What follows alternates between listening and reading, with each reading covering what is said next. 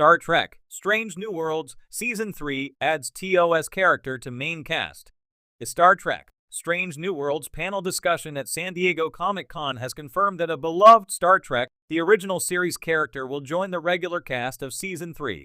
The TOS prequel series already counts Spock, Ethan Peck, Uhura, Celia Rose Gooding, Nurse Chapel, Jess Bush, and Dr. Mabenga, Babs Olsen-Moken, among the cast, while James T. Kirk, Paul Wesley, is also a recurring guest.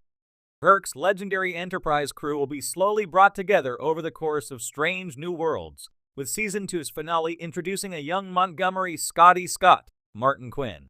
For the first time in Star Trek history, Scotty is being played by a Scottish actor, so it's great to see Martin Quinn promoted to series regular. Martin Quinn rose to prominence as Oscar in the National Theatre of Scotland's adaptation of Let the Right One In at the Dunder Rep. Scotty is Quinn's first big Hollywood role, after making appearances in UK shows Annika, Derry Girls, and Queen of the New Year. He also recently appeared in The Lovers, which also starred Star Trek Into Darkness actor Alice Eve. Star Trek: Strange New Worlds Season 3 is set 6 years before James Doohan's Scotty became chief engineer of the USS Enterprise. This means that S&W can tell the story of how the young Montgomery Scott rose to become one of the greatest engineers in Starfleet history. In the exclusive clip screened during the Star Trek Universe panel at San Diego Comic-Con, Scotty was seen manning the transporter room, as he often did during Star Trek, the original series.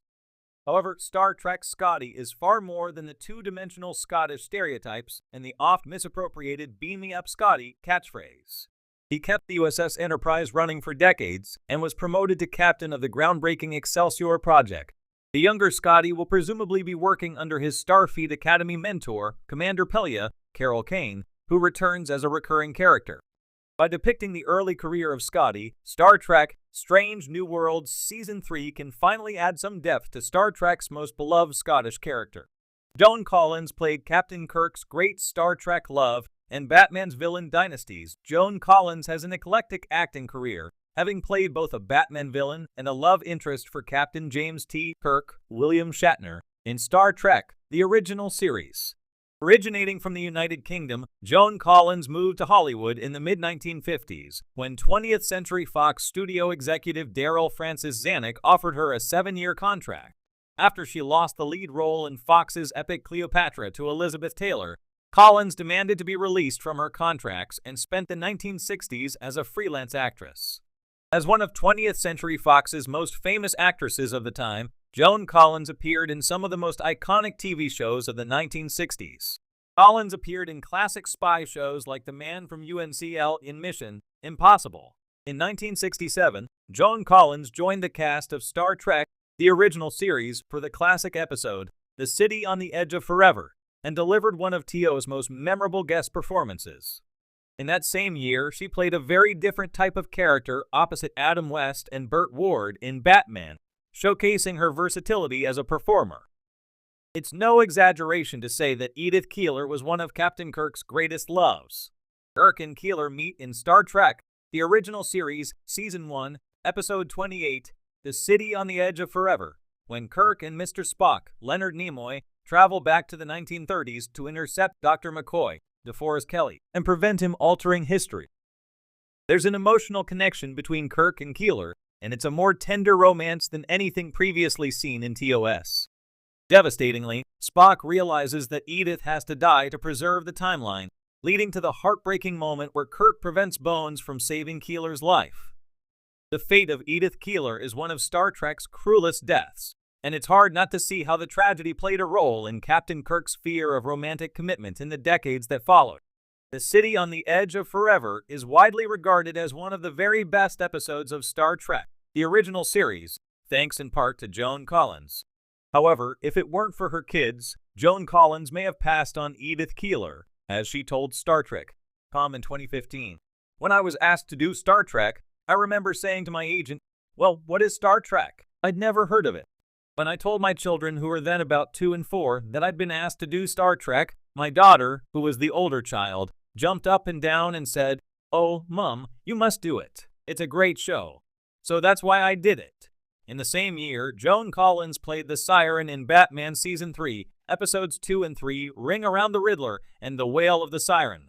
Collins appeared alongside another Star Trek, the original series guest actor, Frank Gorshin, as the Riddler in her debut Batman appearance. In Cohn's first episode of Batman, the Siren and the Riddler team up to take control of Gotham City's boxing rings, using her Siren song to control the men of Gotham. Although Batman, Adam West, Robin, Burt Ward, and Batgirl, Yvonne Craig, defeated the Riddler's plans, their battle with Joan Collins' Siren wasn't over. The Siren used her powers to obtain information about Batman's true identity, and then, with Bruce Wayne under her spell, convinced the billionaire to sign over his fortune. Joan Collins' campy Batman character required a more heightened performance than Star Trek, the original series' Edith Keeler. In the years that followed, Collins would use those gifts for high camp to great acclaim in Dynasty, but her role as Kirk's great love would never be forgotten. One weird Star Trek thing DS9's Chief O'Brien and Voyager's Harry Kim have in common: they may seem poles apart in terms of age and experience, but Star Trek Deep Space Nine's Chief O'Brien, Colm Meaney, and Star Trek Voyager's Ensign Harry Kim, Garrett Wang, have one weird thing in common. In terms of their obvious similarities, neither Chief O'Brien nor Harry Kim had an easy time on their respective Star Trek shows. For example, Harry Kim was killed 4 separate times during Voyager's 7 seasons, while DS9's Chief had such a hard time that he invented a whole O'Brien must suffer subgenre of Star Trek episode. Both Chief O'Brien and Ensign Harry Kim had a positive friendship with slightly arrogant fellow Starfleet officers. Chief O'Brien's friendship with Dr. Julian Bashir, Alexander Siddig, on Star Trek Deep Space Nine is one of the franchise's greatest partnerships, built on affectionate rivalry and mutual respect. Meanwhile, Harry Kim's friendship with Star Trek Voyager's Tom Paris, Robert Duncan McNeil, brought the untested young officer out of his shell. However, neither Tom Paris nor Dr. Bashir could save Harry Kim and O'Brien from a bizarre shared tragedy. Both Chief O'Brien and Harry Kim have died, only to be replaced by a version of themselves from another timeline. In Star Trek Deep Space Nine, Season 3, Episode 17, Visionary, Chief O'Brien is exposed to radiation that enables him to jump through time. O'Brien's time jumps expose a plot to destroy the station by the Romulans, but they also result in him dying from radioactive exposure. Before he dies, Prime O'Brien sends his future self back in time to save the station. From this moment on, future O'Brien replaces Prime O'Brien on DS9, causing a momentary existential crisis for the Chief. In Star Trek Voyager Season 2, Episode 21, Deadlock, the USS Voyager is duplicated, which leads to the two Voyagers accidentally damaging each other with a series of proton bursts. The proton bursts cause a severe hull rupture, which sends our Harry Kim hurtling into the vacuum of space. When the duplicated Captain Catherine Janeway, Kate Mulgrew, was forced to enable a self-destruct sequence, she sent her Harry Kim to our Voyager with the newborn Naomi Wildman, which means that Voyager's Naomi Wildman also joins Chief O'Brien and Harry Kim's unique club. Replacing Chief O'Brien on DS9 satisfied his Star Trek TNG ambition, killing off Chief O'Brien and replacing him with his future self was the closest that Ronald D. Moore came to fulfilling an ambition he had during Star Trek The Next Generation.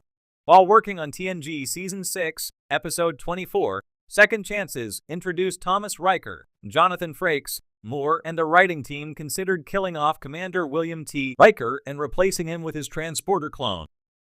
Rick Berman vetoed the idea due to the tentative plans for a series of TNG movies, as he recalled in Captain's Logs, the unauthorized complete Trek voyages.